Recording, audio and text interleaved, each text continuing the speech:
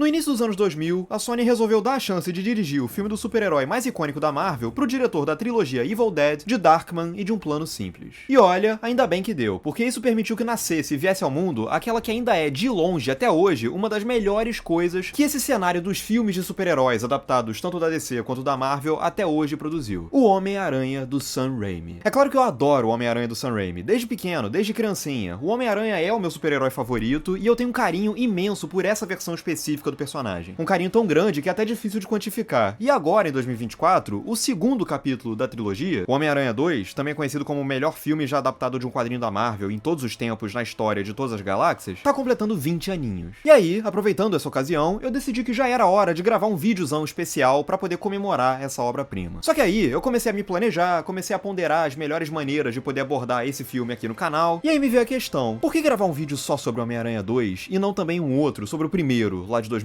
E aí, no processo de revisitar o primeiro Homem-Aranha pra poder me antecipar pro segundo, ficou muito claro pra mim que, não vai ter jeito, eu vou ter que gravar um vídeo sobre o primeiro Homem-Aranha também. Por quê? Porque, por mais que o Homem-Aranha 2 seja o grande filme dessa trilogia, o favorito de todo mundo e tal, cara, o primeiro Homem-Aranha é bom demais também, né? É um filme delicioso, empolgante, que me deixa com um sorrisão bobo no rosto do início ao fim sempre que eu revejo ele. Pois é sobre esse filme que a gente vai começar a falar aqui hoje, pra poder dar início a esse trabalho de poder falar sobre a trilogia do Sam Raimi de um modo geral. Então hoje a gente vai falar sobre o Homem-Aranha 1 e nos próximos dias a gente vai voltar aqui pra poder comentar, aí sim, o Homem-Aranha 2 e depois, mais tarde, o Homem-Aranha 3, pra poder realmente fechar a trilogia, por que não? Então, antes de mais nada, aproveitando que você já tá por aqui, não se esquece de curtir o vídeo aqui embaixo, deixa o seu like e se inscreve no canal e ativa o sininho pra não perder a notificação sempre que tiver vídeo novo por aqui. Inclusive ativa o sininho justamente pra você ser notificado quando saírem aqui no canal os vídeos sobre o Homem-Aranha 2 e 3. E também deixa um comentário aqui embaixo, diz o que você acha do Homem-Aranha do Sam Raimi, beleza? Pois bem, começando. Como eu já tinha comentado lá no meu vídeo sobre o Hulk do Ang Lee, que é um outro filme que eu gosto muito e que é uma adaptação da Marvel contemporânea do Homem-Aranha do Sam Raimi, aquela época ali foi uma época muito frutífera para adaptações de quadrinhos de super-heróis. Era um tempo em que diretores como Tim Burton, Christopher Nolan, Ang Lee, Guillermo del Toro, Richard Donner, o próprio Bryan Singer, o próprio Sam Raimi podiam pegar para dirigir mega produções adaptadas de quadrinhos, tanto da Marvel quanto da DC, e ter espaço criativo para poder incutir nesses projetos as suas próprias personalidades, as suas próprias marcas particulares. Isso ajudava vários daqueles filmes a soarem diferentes uns dos outros e marcantes aos seus próprios modos, que é uma coisa que infelizmente hoje em dia já é muito mais rara, porque a escala de produção desse tipo de adaptação se tornou muito mais industrializada e, por consequência, muito mais padronizada em termos de estilo e estética. Nesse sentido, o Homem-Aranha do Sam Raimi, se a gente for parar pra pensar, ele constitui um verdadeiro milagre, porque a gente tá falando de um diretor muito associado ao cinema de terror de baixo orçamento, a trilogia Evil Dead, o Darkman, e que, uma vez que ele entrou nesse complexo industrial de blockbusters de super-heróis, ele conseguiu criar não só um, mas 3 filmes dentro dessa indústria em que a sua personalidade autoral ficou muito impregnada, e até mesmo alguns velhos toques e algumas velhas artimanhas do cinema dele de baixo orçamento tão presentes de uma forma ou de outra aqui nessas megaproduções. E parando pra analisar a trilogia do Homem-Aranha como um todo, como uma trilogia já fechada, eu acho muito bacana e muito interessante perceber que há sim uma coesão de estilo, estética e dramaturgia muito forte aqui. Você percebe que são 3 filmes dos mesmos personagens, no mesmo universo, do mesmo diretor, mas ao mesmo tempo, os 3 filmes têm particularidades de estilo e atmosfera que tornam eles distinguíveis entre si, e todas essas particularidades são particularidades que refletem o momento de vida específico que o protagonista, o Peter Parker, estava enfrentando em cada um dos filmes. Inclusive, se você perceber, a trilogia toda meio que vai fazendo um movimento em direção a algo cada vez mais dramático, cada vez mais pesado, cada vez mais até sombrio. Se o primeiro filme, que a gente vai discutir aqui hoje, é um filme que aspira e reflete todo esse entusiasmo do Peter Parker diante da descoberta dos poderes, da empolgação juvenil desse moleque ao se descobrir como um super-herói capaz de escalar paredes e disparar teias, e ele é um filme mais lúdico, mais ingênuo, por assim dizer, o segundo filme amadurece as questões apresentadas no primeiro, e o terceiro vai pro lado sombrio da força de uma vez por todas. Mas a gente vai falar melhor do segundo e do terceiro nos vídeos sobre eles especificamente. O fato é que o primeiro Homem-Aranha, ele é um filme que reflete um certo encantamento diante da novidade. No caso, a novidade mais empolgante possível pra um moleque como Peter Parker, ou pra uma criança que tá brincando com bonecos, que é descobrir que você tem superpoderes e que pode ser um super-herói. E o Sam Raimi, ele dirige esse filme com um entusiasmo que faz jus ao do próprio Peter Parker, mas aí que tá o pulo do gato, esse entusiasmo não é só do Peter Parker, mas é também o nosso, do próprio público. E aí que vem um aspecto que torna esse primeiro filme do Homem-Aranha um filme tão especial, e que é um aspecto que é muito difícil de você replicar hoje em dia. A exceção de um ou outro filme pra TV muito ruim do Homem-Aranha, lá do final dos anos 70, que por acaso acabou sendo exibido nos cinemas aqui do Brasil, esse primeiro Homem-Aranha do Sam Raimi, ele representou a primeira ocasião em que a gente viu o Homem-Aranha, aquele personagem dos quadrinhos e das animações, em live action, ganhando a telona do cinema para poder fazer as peripécias dele numa mega produção evolução em carne e osso. A gente tá falando de um tempo em que filme de super-herói, ver um super-herói na telona do cinema, numa produção multimilionária, era uma coisa que tava começando a engrenar. Então naquela época, um super-herói de quadrinhos ganhar vida na telona do cinema, em live action, era uma coisa especial, fora do comum. E gerar no espectador o impacto e fascínio dessa novidade de ver um super-herói de quadrinhos na telona do cinema, era uma coisa muito mais possível naquele tempo. Quando o Super-Homem aparecia pela primeira vez, o Richard Donner filmava aquilo como algo especial. Quando o Batman aparecia pela primeira vez, o Tim Burton filmava aquilo como algo especial. O Sam Raimi, na maneira como ele filma o primeiro Homem-Aranha e o surgimento do herói em si, ele filma com a total consciência de que o que ele tá filmando ali é algo especial. Ele sabe que ele tem uma oportunidade de ouro nas mãos por poder estar dirigindo um filme sobre o Homem-Aranha, e essa empolgação dele fica estampada em cada segundo de filme. Hoje é praticamente impossível você replicar essa mesma sensação, porque a gente já viu e reviu esses heróis todos fazerem esses malabarismos todos várias e várias e várias vezes. A novidade da coisa se esvaiu. No tempo do primeiro Homem-Aranha, não. E é engraçado, sempre que eu penso nesse primeiro Homem-Aranha, a primeira imagem que me vem à memória, a primeira cena que me vem à memória é quando ele surge de super-herói pela primeira vez, voando por Manhattan, combatendo crime, salvando pessoas, numa montagem que vai intercalando pequenas ações do Homem-Aranha e as reações dos cidadãos nova-iorquinos diante do surgimento dele. Tem um momentinho especial que sempre me vem à memória, que é um close na cara dele, né, mostrando os detalhes da máscara pela primeira vez, aí um plano detalhe da mão dele disparando uma teia e logo depois ele saindo voando. E é muito apropriado, portanto, que o filme exiba esse mesmo fascínio, esse mesmo encantamento ao criar um universo que escancara as suas origens de quadrinhos. E ele assume, abraça essa sua herança de quadrinho de super-herói com afinco que é muito contagiante. E aqui cabe uma contextualização histórica para poder explicar por que essa virtude do filme abraçar as suas origens de quadrinho ser, afinal de contas, uma virtude. Naquela época, entre o final dos anos 90 e o início dos anos 2000, os filmes de super-heróis estavam com vergonha de assumir as suas origens cartunescas, absurdas e fantasiosas depois do fracasso dos dois últimos Superman e dos dois Batmans do Joel Schumacher. Não é à toa que os filmes dos X-Men que vieram ali naquela época, do Bryan Singer, eles negaram completamente os uniformes coloridaços que eles usavam nos quadrinhos e no desenho e substituíram eles por trajes táticos, por roupas de couro preto, uma coisa mais cool, meio edgy, totalmente influenciada pelo Matrix daquela época. Ou seja, os filmes de super-heróis de quadrinhos estavam com vergonha de ser filmes de super-heróis de quadrinhos. E eu digo isso como alguém que gosta muito dos X-Men do Bryan Singer. Aí vem o Homem-Aranha do Sam Raimi e ele abraça o humor, o melodrama e o cartunesco das suas origens sem vergonha alguma de ser o que é, um filme de super-herói oriundo dos quadrinhos da Marvel. Visualmente é um filme muito vivo, as cores são bem saltadas, bem saturadas, o vermelho e o verde dos uniformes do Homem-Aranha e do Duende Verde, o cabelo ruivaço da Mary Jane, aquela Nova York mega ensolarada, dourada, não é um filme sóbrio visualmente. Enquanto isso, as caracterizações do Tio Ben, da Tia May e do J. Jonah Jameson, elas soam como se elas tivessem sido transportadas diretamente das páginas dos quadrinhos pra tela grande, mas ao mesmo tempo, são personagens tridimensionais, com dramas humanos, que fazem a gente enxergar eles como seres humanos. Até o Jameson, do J.K. Simmons, que todo mundo ama e que conquista muito com a rabugice dele, ele demonstra ter uma camada a mais naquele momento em que o Duende Verde pega ele, interroga ele, pergunta pra ele quem é que tá tirando fotos do Homem-Aranha, e ele resolve mentir, dizendo que não sabe, pra poder proteger o Peter Parker. Além disso, é um filme muito direto ao ponto e bem clássico em várias das suas caracterizações. O Peter Parker, por exemplo, é um nerdão antissocial tão banana que até os outros do colégio que já seriam sacaneados o sacaneiam. E os valentões, Flash Thompson e companhia, são aqueles valentões bem clássicos de high school. O vilão, o Duende Verde do Willem Dafoe, além das risadas dele, as coisas que ele fala são coisas bem de vilão de quadrinhos mesmo. Tem uma hora que ele sai voando e ele grita: "Nós nos encontraremos de novo, Homem-Aranha." E aí mais tarde, ele volta cantando: "Uma aranhazinha subia com cautela, veio o duende e acabou com ela." E por mais que o filme careça daquele senso de humor característico do Homem-Aranha dos quadrinhos e das animações, né, ele não tem aqui aquela reverência, aquelas piadocas que ele vivia fazendo o tempo todo, o filme todo ao redor do personagem é muito bem humorado. Desde a própria figura do J. Jonah Jameson, até umas coisas bem engraçadas que o Sam Raimi faz de vez em quando. Inclusive o Sam Raimi não tem medo nenhum de abraçar a galhofa aqui e ali. Quando o Peter vai entrar no ringue e ele vê um lutador saindo acamado, de maca, ou então logo a seguir, quando o Peter sai chutando a cara do outro lutador de uma maneira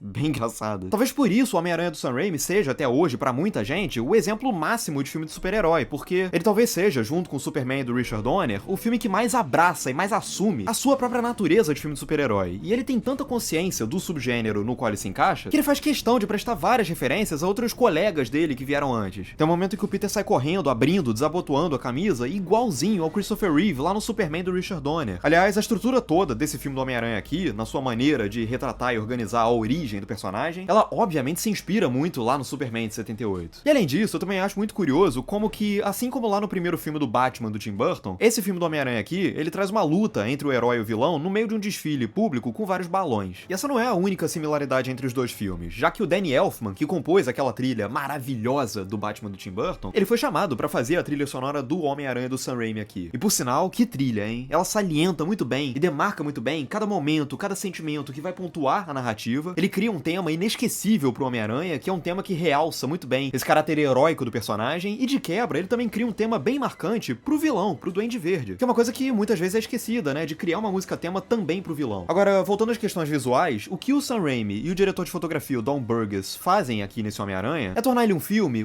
muito vivo visualmente, muito expressivo, muito intenso. A experiência de simplesmente olhar o filme já é um deleite absurdo. A composição de cada plano, a definição de onde cada elemento da imagem vai ser posicionado em cada canto do quadro, a harmonia dos diferentes elementos que compõem cada plano, tudo isso ajuda a tornar o Homem-Aranha um filme não só plasticamente muito bonito, mas também cria imagens que parecem saídas diretamente de uma revista em quadrinhos e, com isso, funcionam por ressaltarem ainda mais o impacto do que tá em cena e desse processo de quadrinhos indo pro cinema. Ele sempre usa o poder da imagem pra poder se resolver dramaticamente e pra poder comunicar as suas ideias. É aquele momento icônico do Homem-Aranha beijando a Mary Jane de cabeça pra baixo, na chuva. É aquele plano fantástico dele vendo a Mary Jane e o bondinho caindo da ponte, e os dois se refletindo em cada lente da sua máscara, retratando em imagem, sem precisar dizer nada. A divisão interna dele, em qual dos dois ele vai salvar. Tem um plano específico que eu gosto muito, que é depois dele salvar a Mary Jane naquele desfile lá, a câmera mostra da altura dos pedestres na rua, ele voando de longe lá em cima, com a Mary Jane no colo dele, que é um plano que volta a realçar essa admiração da população diante do Homem-Aranha. É até difícil escolher qual que é o meu plano favorito desse filme. E, gente, olha só, a gente tá aqui quebrando cabeça pra tentar escolher qual que é o plano mais rico e mais interessante em termos de composição e significado. Quantos outros filmes de super-heróis, hoje em dia, fazem isso com a gente? De fazer a gente ficar em dúvida de qual que é o plano mais interessante deles? Pouquíssimos, porque a coisa se tornou estilisticamente padronizada, burocrática demais. Fora que a montagem do Bob Murawski e do Arthur Coburn, além dela trazer um ritmo extremamente ágil e dinâmico pra narrativa, ela ainda cria várias fusões que se sobrepõem umas sobre as outras e que retratam tempos e ângulos diferentes sobre uma mesma situação ao mesmo tempo. Além delas serem transições muito elegantes, como aquela que transita dos escombros de uma base militar voando pelos ares, que o Duende Verde acabou de explodir, pros caps de formatura da turma do Peter voando pra cima, quando eles jogam eles pra cima. E, embora os bonecões em CGI do Duende Verde e do Homem-Aranha sejam um pouco esquisitos, já eram meio esquisitos lá em 2002, eu acho que ainda assim o filme se utiliza muito bem dos seus recursos gráficos pra poder ilustrar o sentido de aranha que surge do Peter Parker naquela cena do colégio. É uma solução, de novo, muito dinâmica visualmente. E outra coisa que eu gosto muito é que a ambientação de Nova York é muito viva. Ela é uma cidade que respira, que tem vida própria. E como que Sam Raimi faz isso? Mostrando a reação dos cidadãos comuns à chegada do Homem-Aranha. Cada um com uma opinião mais absurda do que a outra, que é uma coisa que, francamente, eu não faço a menor ideia de como que esses filmes de super-heróis depois não voltaram a fazer, não voltaram a utilizar, de tão bom que é isso. Você vê a reação dos cidadãos comuns, da população, dando o seu parecer sobre o herói em si. Mas eu tenho uma outra coisa pra dizer sobre esses cidadãos comuns aí mais à frente. Anota aí e me lembra logo depois. Mas uma outra coisa que o Homem-Aranha também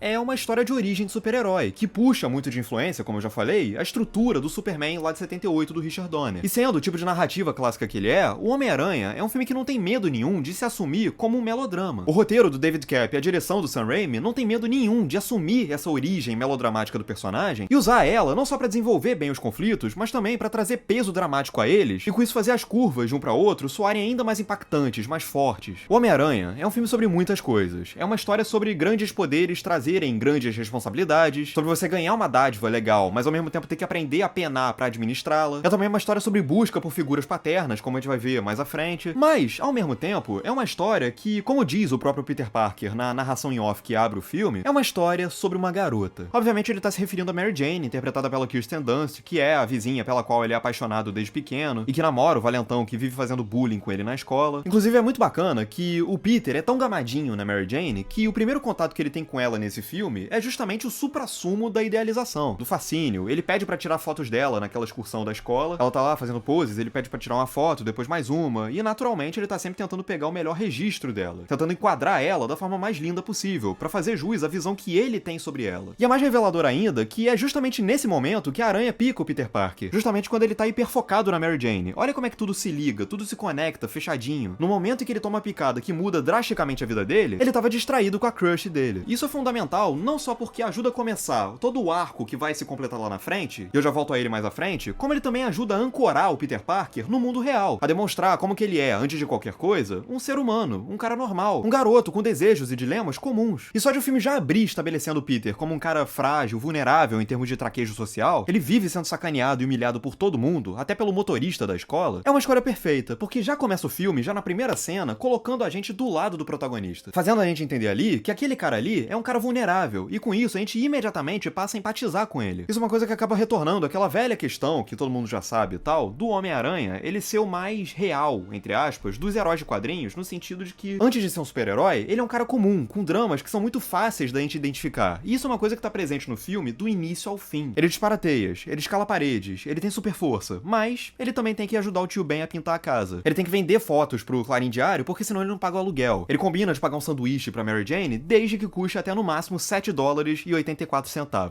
Isso me traz a um dos aspectos mais importantes do filme, que é a escalação do Tobey Maguire pra interpretar o Peter Parker / Homem-Aranha. Que é uma escalação que tinha tudo pra não funcionar, mas que, na mão do Sam Raimi, acabou funcionando perfeitamente. Porque também, vamos falar a verdade, o Tobey Maguire, ele nunca foi um grande ator. Ele sempre foi um ator meio limitado. Mas aqui nesse filme aqui, a cara de sono dele e aquele jeitão meio mecânico dele de se expressar acabaram caindo como uma luva pra um personagem que é, afinal de contas, um bonachão, sem traquejo social absolutamente nenhum, que é super retraído. Ele é muito inteligente, mas ele também é bem lerdão no jeito dele de agir e reagir às coisas. Ele é um cara que tá sempre desconfortável, mas que também gera um certo desconforto, de tão deslocado que ele é. E esse jeitão meio travadão dele de ser é uma coisa que rende momentos divertidíssimos. Quando ele tá ali entrando no ringue pra se apresentar, ele fala, o meu nome é Aranha Humana, e aí quando ele percebe que o personagem lá do Bruce Campbell achou o nome dele um lixo, e era mesmo, e resolveu rebatizar ele de Homem-Aranha, ele fica lá tentando corrigir, não, ele falou errado, é Aranha Humana e tal. Até mesmo naquela cena, divertidíssima também, clássica também, em que depois dele ser picado pela aranha, ele vai dormir todo passando mal e tal, e depois ele acorda diante do espelho todo bombadaço. Até mesmo nessa cena ele tá com aquela cara de abestalhado dele, e isso torna a coisa mais divertida ainda. E essa persona que o Tobey Maguire cria pro Peter Parker, ela surte um efeito que eu acho muito especial, que é, quando eu era criança, e eu vi o Homem-Aranha fazendo aquelas piruetas todas dele lá, e fazendo aquelas cenas de ação espetaculares e tal, eu tinha uma certa dificuldade pra conceber que por baixo daquela máscara ali, tava o Tobey Maguire, tava o Peter Parker. Só que não é uma dificuldade negativa, é uma dificuldade muito positiva, porque ela ajuda a reforçar essa ideia de que há uma identidade secreta ali. Faz a gente acreditar por que as pessoas ao redor do Peter Parker não percebem que ele é o Homem-Aranha. Não chega a ser uma dualidade nível Christopher Reeve demarcando bem a separação entre o Clark Kent e o Superman, mas é uma dualidade que pra mim, quando eu era criança, com aquele imaginário de criança que eu tinha, era muito contagiante. Tornava a fantasia muito mais estimulante. Tem até uma piadinha da tia May sobre isso, né? Quando ela tá lá no hospital e aí o Peter vai visitar ela e ela fala, ah não, você tá acumulando tarefa demais, você tá pegando pesado demais, dá um tempo, descansa, você não é o Superman. E além disso, tem uma questão específica que volta e meia alguém resolve puxar pra tentar desmerecer o Tobey Maguire e que eu acho uma bobagem imensa, que é quando alguém resolve falar que o Tobey Maguire não sabe chorar, que a cara de choro do Tobey Maguire é intancável. Vem cá, desde quando virou obrigação as pessoas chorarem bonito? Desde quando alguém tem que ficar bonito chorando? E eu vou além disso, meu irmão, ninguém fica bonito chorando, todo mundo fica horroroso chorando. No dia que você encontrar alguém que fica bonito chorando, você me avisa, manda o vídeo, eu gravo um vídeo aqui me retratando, dizendo, ok, beleza, você tava certo, eu tava errado. A pessoa de cara limpa já é um horror e ela realmente acha que pode reclamar de alguém que fica feio chorando. Hein? E eu acho que o Tobey Maguire, ele consegue encontrar um equilíbrio muito bacana entre a ingenuidade do personagem e a entrega dramática dele, em especial naquela cena em que ele fala pra Mary Jane no hospital um monte de paixonices pra ela, e ele praticamente assume que ele é afinzaço dela, né? E por falar nisso, eu também gosto muito da Mary Jane, da Kirsten Dunst. Eu acho que ela é uma personagem que, embora ela acabe sim exercendo aquele velho papel da mocinha em perigo, eu acho que no fim das contas, a personagem em si, ela tem toda uma construção dramática de personalidade que torna ela mais interessante do que apenas isso. Ela é uma moça que enfrenta problemas sérios, ela é vítima de uma relação claramente agressiva e eu diria abusiva do pai, só que ao mesmo tempo, ela também tem sonhos, ela tem ambições, ela tem aspirações, ela quer fazer teatro, ela quer ir ser atriz na Broadway, e é muito interessante que ela começa o filme namorando justamente o cara que faz bullying com o Peter Parker, mas ao mesmo tempo, desde o início, ela demonstra uma certa empatia e até uma certa simpatia com o Peter Parker. E a Kirsten Dunst, ela tem um jeito meigo, mas também intenso, que consegue trazer pra personagem uma dose de simpatia, a gente entende por que o Peter Parker é tão afim dela, e também trazer pra ela um peso dramático. A gente acredita quando ela não tá bem. Mas já que eu mencionei a palavra pai agora há pouco, um dos temas centrais desse primeiro filme do Homem-Aranha é justamente essa busca do Peter, aliás, não só do Peter, mas eu também já chego nisso já. Essa busca por uma figura paterna. E eu acho muito interessante que esse filme aqui, ele nem fala muito sobre os pais biológicos do Peter, né? Eles mencionam eles rapidinho ali. E mesmo assim, esse filme aqui consegue desenvolver muito melhor essa questão da ausência de uma figura paterna do Peter, infinitamente melhor do que aqueles dois filmes meia bomba do Andrew Garfield que vieram depois, que são filmes que se propõem a ser ostensivamente sobre isso. Nesse primeiro Homem-Aranha aqui, o papel de influência que o tio Ben exerce sobre o Peter Parker é tão forte, tão notável, que acaba sendo meio que incontestável que ele é a figura paterna dele. Não só pelo carinho que ele demonstra ter pelo Peter Parker, e que é sempre uma coisa muito doce, até mesmo nos momentos em que ele tá tendo que pegar um pouco mais pesado com o Peter, até nessas horas ele toma um certo cuidado pra não machucar demais o Peter. É um trabalho muito afetuoso do Cliff Robertson ao interpretar o tio Ben. E o momento que a gente vê isso, esse papel de figura paterna com mais clareza, é justamente na cena do Com Grandes Poderes Vem Grandes Responsabilidades, que é uma cena que conquista a gente, porque a gente vê razão no que o tio Ben tá falando, ele vai construindo o sermão que ele dá no Peter com tanta honestidade, que ele reconhece até mesmo que o Flash Thompson provavelmente merecia a surra que ele tomou do Peter Parker na escola, e ao mesmo tempo, é uma cena que machuca. Machuca porque é nessa cena aí que a gente percebe que o Peter Parker é realmente muito humano. Ele erra de bobeira, sem medir palavras, e ele conclui essa cena, esse diálogo aí, de uma maneira que é um soco no estômago, dizendo pro tio Ben que ele não é o pai dele pra ficar dando lição de moral, e a cara de mágoa do tio Ben pega lá fundo, dói, a gente vê que realmente bateu nele com uma força muito grande lá no fundo. E esse negócio do Peter dizer que o tio Ben não é o pai de verdade dele é também outra coisa que volta lá na frente, arrematando esse arco, mas eu também já vou chegar nisso já já. E aliás, eu acho muito legal como que o Sam Raimi, ele tem um controle total sobre a atmosfera geral, o clima geral da narrativa, de cada momento da narrativa, a ponto de conseguir transitar muito bem do humor pro drama, pra tensão, pra ação, sempre de uma maneira muito orgânica. Um exemplo disso tá aí mesmo. Ele vai daquela cena divertida, engraçada, do Peter Parker no ringue de luta livre, e logo depois ele cai na cena inesquecível da morte do tio Ben, que é uma cena que destrói, ela é muito triste. No mínimo, ela traz umas lagriminhas no olho. E além disso, é impressionante como que a comunhão do timing do roteiro e do timing da direção do Sam Raimi é perfeitinha, porque logo depois a gente sai da morte do tio Ben e imediatamente vai pra primeira grande sequência de ação do Homem-Aranha em cena, pro momento em que, pela primeira vez, a gente vê ele conseguindo voar entre os prédios disparando teias. O roteiro por conseguir construir perfeitamente o encadeamento de uma situação pra outra e pensar como que esse encadeamento pode ajudar a construir uma escalada emocional e dramática. E a direção do Sam Raimi por conseguir construir e usar muito bem o drama e a tristeza do que a gente acabou de presenciar, o assassinato do tio Ben e a dor do Peter, e usar isso como um combustível pra logo em seguida tornar a primeira cena de ação do Homem-Aranha ainda mais impactante, ainda mais poderosa emocionalmente. Ele molda o Homem-Aranha herói justamente no embalo desse drama que tá vindo aí, e com isso ver o Homem-Aranha herói surgir na tela acaba se tornando uma catarse, porque aconteceu na melhor hora possível. E quando a gente finalmente vê o Homem-Aranha pronto, salvando pessoas e tal, a gente tem uma sensação gostosa de que aquilo ali é resultado de um arco que foi bem planejado, que foi construído com cautela. É uma jornada de herói impecável. E mais do que ser um cara que dá porrada em bandido, o Homem-Aranha nesse filme, ele é um herói que se doa pelo outro e que inspira as pessoas a se tornarem melhores. E aqui eu retorno àquela questão que eu falei lá atrás dos cidadãos comuns de Nova York, que eu falei que voltaria depois. Os cidadãos de Nova York, que a gente vê naquela montagem ali, tendo opiniões sobre o Homem-Aranha, eles passam por um processo de aprendizado, quase que um arco próprio deles. O bom exemplo do Homem-Aranha em salvar aquelas pessoas todas, em fazer o bem, é tão grande que lá na frente, no clímax, na sequência da ponte, os cidadãos comuns retornam pra salvar o Homem-Aranha, pra deter o Duende Verde juntos. Eles se tornam pessoas melhores e mais altruístas graças à influência do Homem-Aranha. E eles torcem, celebram mais uma vitória do Homem-Aranha contra o mal, como uma vitória deles também. Ele é um dos seus. Dito isso, uma das coisas que eu acho mais fascinantes nesse primeiro filme do Homem-Aranha é como que o filme constrói essa relação de ausência e busca por uma figura paterna pro Peter, não só através do tio Ben, mas também através de uma outra figura paterna, bem diferente do tio Ben, que tem aqui nesse mesmo filme. E eu tô me referindo ao vilão do filme, Norman Osborn, o Duende Verde. O Norman é pai do Harry Osborn, né, que é o melhor amigo do Peter Parker, e desde a primeira cena em que o Harry e o Norman surgem juntos, a gente já percebe que não é uma relação de muita harmonia. Não tem ali muito carinho partindo do Norman em direção ao filho. Só que eu acho interessante que o filme nunca constrói essa relação mal resolvida entre eles dois de maneira óbvia, escancarada. O Norman nunca aparece xingando o filho, gritando, fazendo alguma maldade com o filho. Em vez disso, o menosprezo que ele sente pelo filho vai se manifestando de maneiras mais sutis. O tempo todo, o Norman tá ou criticando o Harry, dizendo que ele deveria fazer mais disso e ser menos daquilo, ou tá distante, no telefone o tempo todo, ocupado demais com os negócios da empresa pra poder dar bola pro filho. Ou pior, ele tá babando o ovo do Peter enquanto o Harry fica literalmente de escanteio. Aliás, o momento que o filme melhor consegue retratar isso em imagem, pela blocagem dos atores em cena, é justamente na cena da formatura do Peter e do Harry. Que momento pra se deixar o seu filho pra escanteio, hein? Ele não é um pai violento, mas ele é um pai frio e ausente a ponto de machucar. Isso é só um dos aspectos que torna o Duende Verde um vilão tão bom, já que, de quebra, ele ainda teve a bênção de ser interpretado por um dos meus atores favoritos de todos os tempos, o maravilhoso Willem Dafoe. Sério, o Duende Verde, ele é um vilão que, nas mãos erradas, ele poderia facilmente soar como um vilão bobo, daqueles que só ficam dando risada, daqueles que só ficam falando umas frases de efeito bestas e tendo umas crises de personalidade batidaças que se resumem à mera rotina. No entanto, da maneira como o personagem é construído aqui e da maneira como o Willem Dafoe interpreta o personagem, o Duende Verde acaba se tornando um vilão muito interessante, porque, apesar de toda a virilidade do Norman Osborn, o Willem Dafoe consegue injetar no personagem uma dose certeira de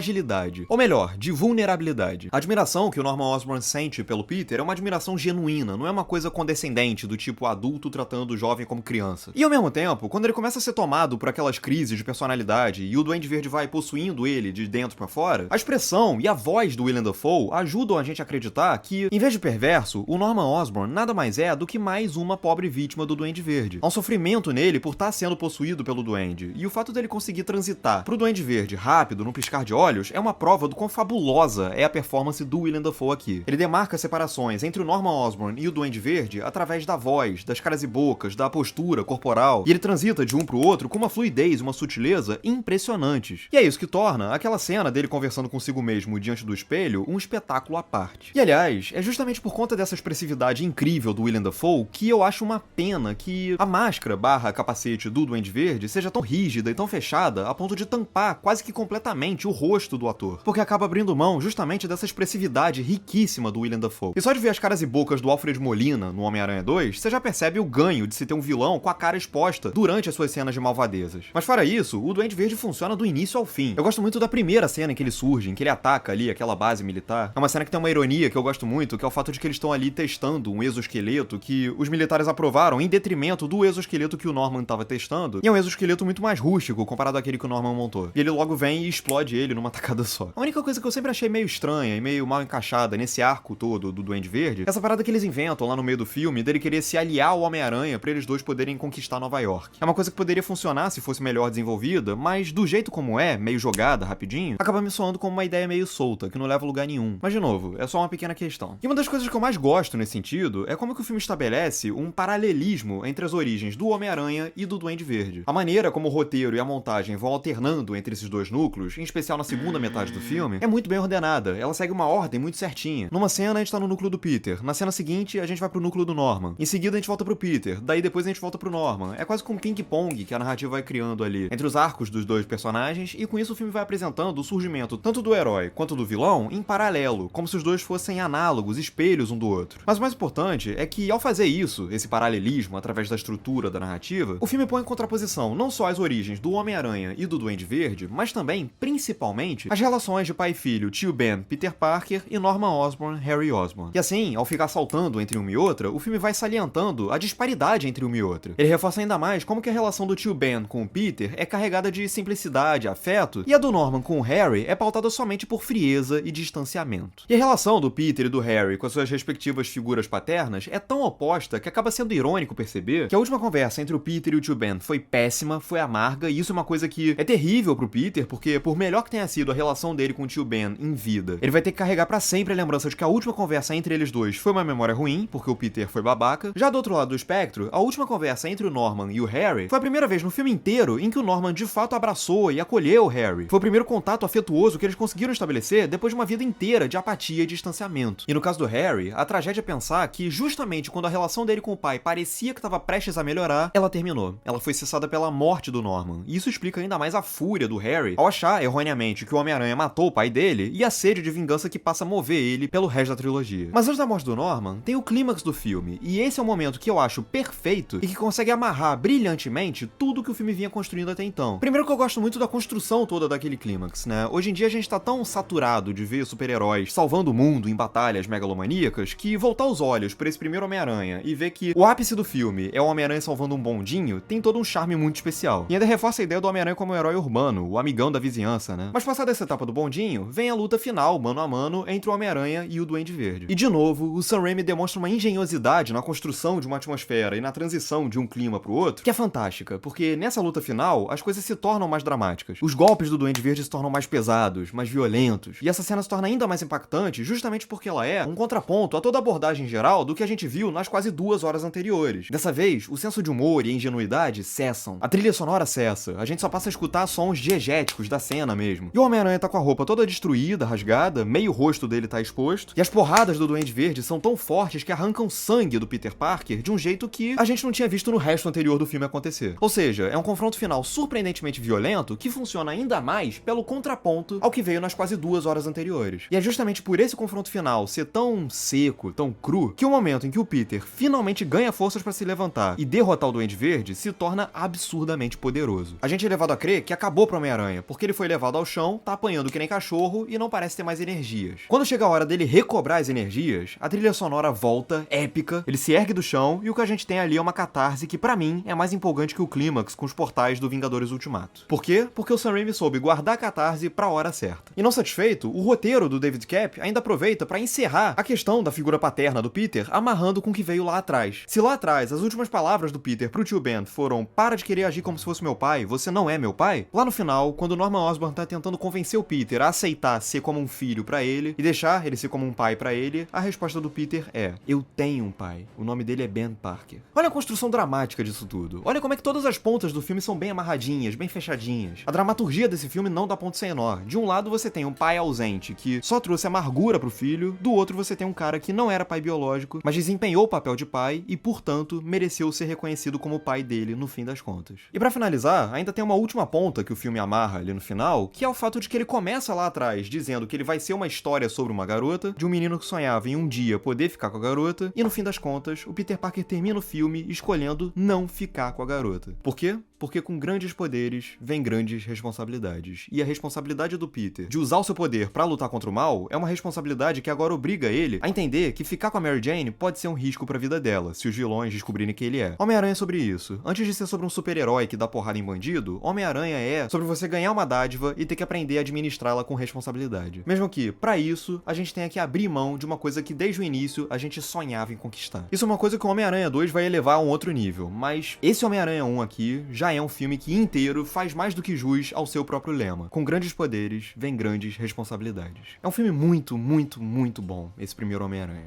É isso, agora eu quero saber de você, o que você acha do primeiro Homem-Aranha, diz aqui embaixo nos comentários, curte o vídeo se você gostou, deixa o seu like, compartilha pros seus amigos, chama mais gente aqui pro canal, manda pros seus amigos que também são fãs de Homem-Aranha, e também se inscreve no canal, ativa o sininho pra não perder a notificação dos próximos vídeos, inclusive dos vídeos sobre Homem-Aranha 2 e 3, que vem aí nos próximos dias, mas por enquanto é isso. Um grande abraço e até a próxima.